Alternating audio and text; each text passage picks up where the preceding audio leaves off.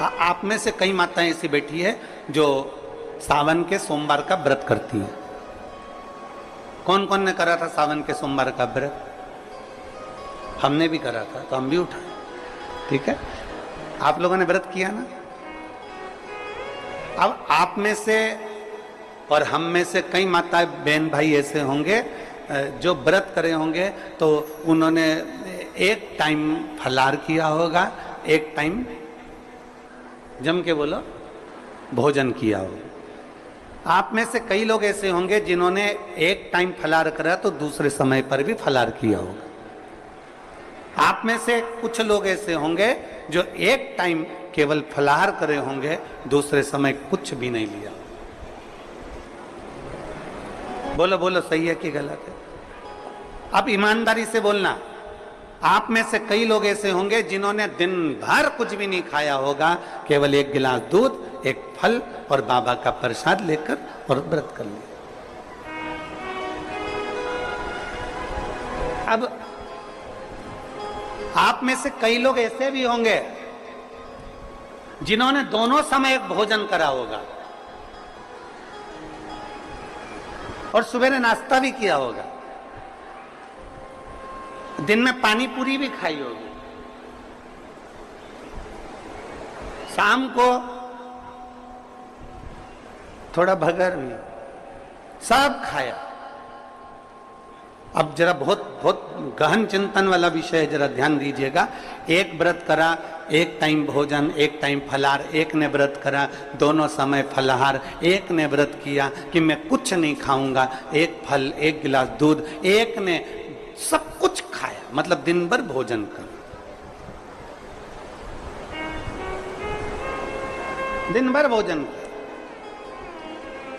अब जो एक समय फलाहार कर रहा है वो भी शंकर का भगत है, जो एक दोनों समय फलाहार कर रहा है वो भी शिव का भगत है, जो एक फल ले रहा है और एक गिलास दूध ले रहा है वो भी शिव का भगत है, और जो दोनों समय भोजन कर रहा है वो भी शिव का भगत है। अब शंकर जी से पूछा जाए कि इनमें से तुम मुक्ति किसको दोगे, इनमें से तुम मोक्ष किसको दोगे, इनमें से सबसे पहले तुम किसकी सुनोगे, किसकी सुनोगे? तो भगवान देव महादेव का चरित्र कहता है माता पार्वती से, पार्वती भले तुम भूखे रहो मत रहो, पर इतना जरूर करो कि किसी का दिल ना दुखे, तो मैं प्रसन्न हो जाता हूं और वर प्रदान कर। तुमने व्रत किया ना किया, तुमने साधना करी ना करी, तुमने तप किया ना किया, तुमने उपास किया ना किया, पर इतना जरूर करो कि जिस दिन तुम्हारा व्रत, जिस दिन तुम्हारा व्रत है उस दिन तुम्हारे मुख से अपशब्द ना निकले, जिस दिन तुम्हारा व्रत है उस दिन तुम्हारे मुख से आड़ा टेढ़ा ना निकले, जिस दिन तुम्हारा व्रत है उस दिन तुम अपने पिता, पति और परमात्मा, इन तीन के झूठे बर्तन अवश्य घिसे, अवश्य मांझे।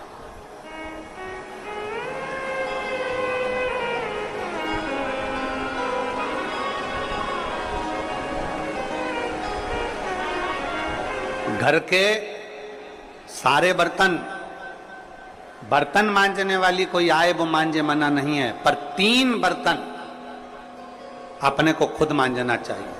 पहले नंबर पर पिता के झूठे बर्तन, दूसरे नंबर पर पति के झूठे बर्तन, और तीसरे नंबर पर परमात्मा के झूठे बर्तन हमें स्वयं मांझना चाहिए, हमें स्वयं।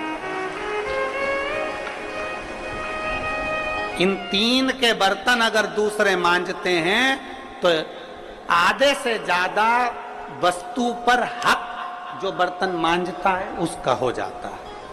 अब तुम समझ लेना अच्छे से, हम इसको बहुत विस्तार से नहीं कहेंगे। मालूम पड़े पिता के झूठे बर्तन अगर आप मांझ रहे हो, पिता के सामने आप झूठे बर्तन उठा रहे हो, पिता के सामने आप बर्तन लेकर जा रहे हो, पिता के सामने आप उनके बर्तनों को मांझ रहे हो, पिता के सामने आप उनके बर्तन उनके कमरे में उठाने जा रहे हो, पिता के सामने आप उनके झूठे बर्तन लेकर घिस रहे हो, मांझ रहे हो, साफ कर रहे हो, तो पिता आपको देखेंगे तो उनके मन में आएगा मेरी बहू कितनी अच्छी है, देखो सारे बर्तन वो मांजने वाली मांजती है, पर मेरा झूठा बर्तन मेरी बहू मांजती है। तो पिता अपनी तिजोरी का माल निकाल के चुपचाप से तुमको दे,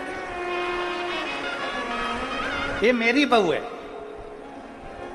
सारे बर्तन दूसरे मांजते हैं, पर मेरी बहू मेरे बर्तन मांजती है। मेरी बहू मेरी सेवा करती है, मेरी बहू मेरी चाकरी करती है, मेरी बहू मेरे बर्तन घिसती है।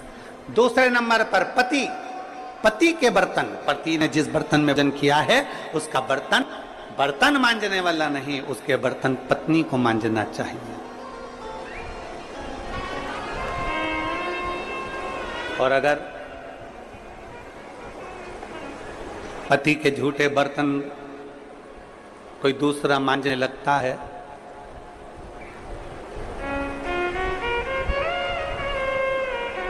तो एक दिन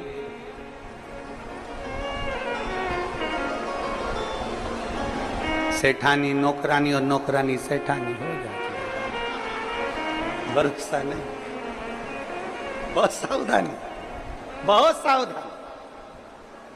पिता, पति के झूठे बर्तन भी पत्नी को मांजना चाहिए। स्वामी के झूठे बर्तन मांजोगी, पति की दृष्टि में आएगा सारे घर के बर्तन दूसरे मांजते हो, पर मेरी पत्नी मेरे बर्तन मांजती है, पत्नी मेरे झूठे बर्तन उठाती है, मेरी पत्नी मेरे झूठे बर्तन संभालती है, मेरी पत्नी मेरे झूठे बर्तन उठाकर रखती है। मतलब उसकी दृष्टि में आपका भाव बढ़ता चले जाएगा। तो आपको जिस दिन तुम बोलो कि मुझे ये चाहिए, पति को याद आ जाएगा ये मेरी सेवा करती है, झूठे बर्तन तक संभालती है, तो तुरंत साड़ी भी दिलाएगा, करवा चौथ की अंगूठी भी दिलाएगा, निश्चित। एक पिता,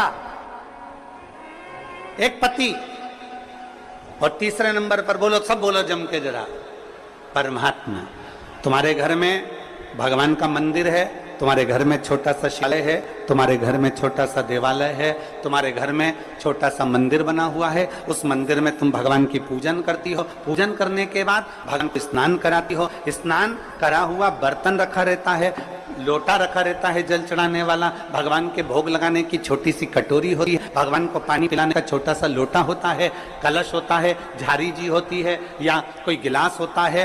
भगवान का बर्तन, परमात्मा का बर्तन घर की स्त्री को, घर की नारी को स्वयं मांजना चाहिए, वो बर्तन मांजने वाले को नहीं देना चाहिए, क्योंकि परमात्मा ये देखता है कि ये मेरे बर्तन मांज रही है, मैं इसको भंडार भर देता हूं। पिता, सब लोग बोलेंगे कौन कौन के बर्तन मांजना चाहिए, जम के बोलो, पिता, पति और परमात्मा। इन तीन के बर्तन, इन तीन के झूठे बर्तन, इन तीन के झूठे पात्र का घिसना, झूठे बर्तन को मांजना श्रेष्ठ। पिता, पति और परमात्मा।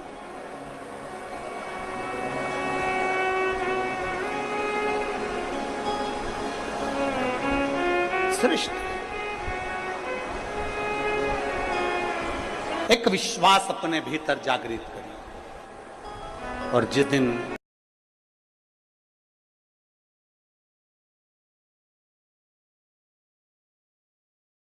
कोई सा भी व्रत, आपका सोमवार का व्रत है, आपका शिव जी का अगर कोई व्रत कर रहे हो, तो उस दिन आप भगवान शंकर को चढ़ाने के लिए बेलपत्र मत तोड़ो, एक दिन पहले तोड़ो। क्यों कहा गया? हमारे शास्त्र क्यों कहते हैं कि पशुपतिनाथ का व्रत कर रहे हो तो बेलपत्र को एक दिन पहले तोड़ना, सोमवार का व्रत कर रहे हो तो बेलपत्र को एक दिन पहले तोड़ना, प्रदोष का व्रत कर रहे हो तो एक दिन पहले बेलपत्र को तोड़ना। एक दिन पहले उस बेलपत्र को क्यों तोड़ा जाता है? जिस दिन हमारा व्रत रहता है उस दिन हम बेलपत्र क्यों नहीं तोड़ सकते? तो हमारा शास्त्र कहता है, शिव महापुराण वर्णन करती है कि जिस बेलपत्र की पूजन आप साल भर में अगर एक दिन भी आपने बेलपत्र को जल चढ़ाया है, एक दिन भी बेलपत्र को नमन करा है, एक दिन भी बेलपत्र के वृक्ष को यदि तुमने पूजा है, साल भर में एक दिन भी आपने अगर बेलपत्र की आराधना करी है, तो आप जब जब सोमवार का व्रत रखती हो, प्रदोष का व्रत रखते हो, आप जब जब शिवरात्रि का व्रत रखते हो, आप जब संकट सोमवार का व्रत रखते हो, पशुपति व्रत रखते हो, तो तुम्हारे उस व्रत को सफल बनाने के लिए बेलपत्र का वृक्ष भी तुम्हारे लिए व्रत रखता है, जिससे तुम्हें उस फल की प्राप्ति।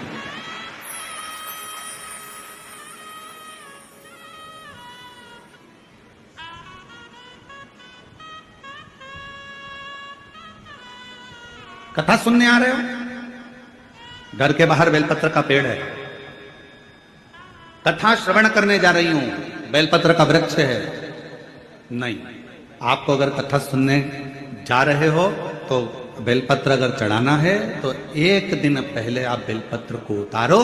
कथा सुनने के लिए जा रही हूं और बेलपत्र रास्ते में से तोड़ कथा में जाकर बैठ गई, बेलपत्र शिव पुराण को समर्पित कर दिया या कथा में समर्पित कर दिया या विचार करा कि मेरा बेलपत्र व्यासपीठ तक जाएगा, झोली में डाल दिया। ध्यान रखना, कथा सुनने के लिए आ रही हो, सामने बेलपत्र का वृक्ष दिख गया, उसको झुककर प्रणाम करो, नमन करो और कहो मेरे बाबा, मेरे शंभु, आपका दर्शन कर कर जा रही हूं। मैं जानती हूं इस बेलपत्र के वृक्ष में गौरी शंकर हैं, मैं जानती हूं इस बेलपत्र के वृक्ष में नारायण लक्ष्मी है, मैं जानती हूं इस बेलपत्र के वृक्ष में 64 योगनियां है, मैं जानती हूं इस बेलपत्र के वृक्ष के तने में स्वयं कुबेर बैठकर साधना करता है।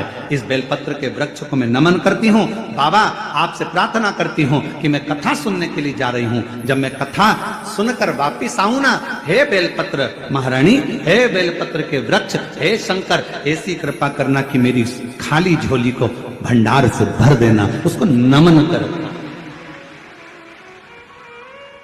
और हम क्या करते हैं, कथा सुनने जा रहे हैं तो बेलपत्र का वृक्ष अपने आंगन में है या बेलपत्र का वृक्ष रास्ते में पड़ गया, 4-6 बेलपत्र तोड़ लिए, कथा में जाकर बैठ गए, कथा सुन ली, बाद में बेलपत्र समर्पित कर, ना ना ना ना, आते समय बेलपत्र को नमन करते हुए,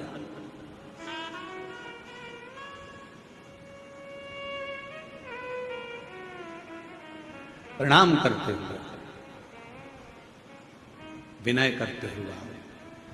और मैंने तेरे ही भरोसे बाबा, तेरे ही भरोसे हवा बिच उड़ती जागी, बाबा डोर हर तो छड़ीना में कटी जागी, बोले मैं तेरी पतंग, शंभु मैं तेरी पतंग, हवा बिच उड़ती जागी, बाबा डोर हटो छड़ीना में कटी जागी, बोले मैं तेरी।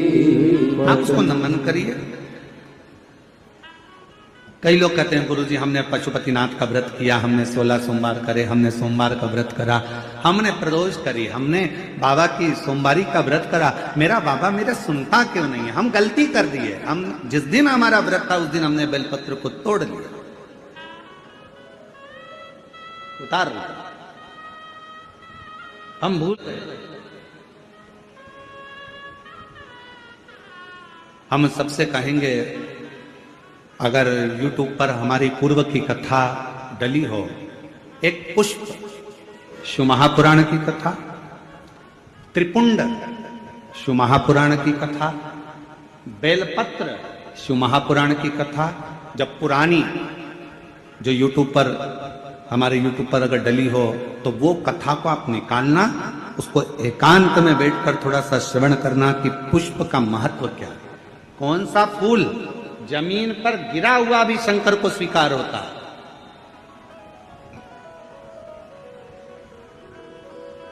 कौन सा पुष्प शिव को किस स्थान पर चढ़ाया जाए।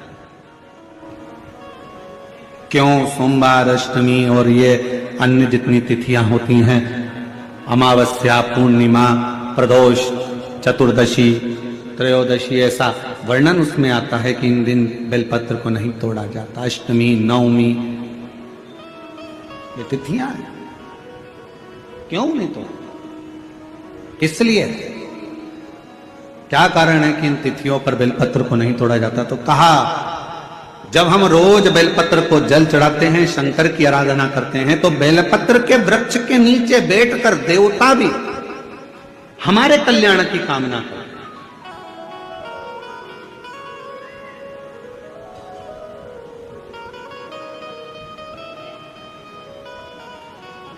कितनी बड़ी बात लिखी है। लिंग पुराण को उठाकर अगर आप पढ़ेंगे तो उसमें लिखा है, 1.25 किलो सोने के सिंहासन पर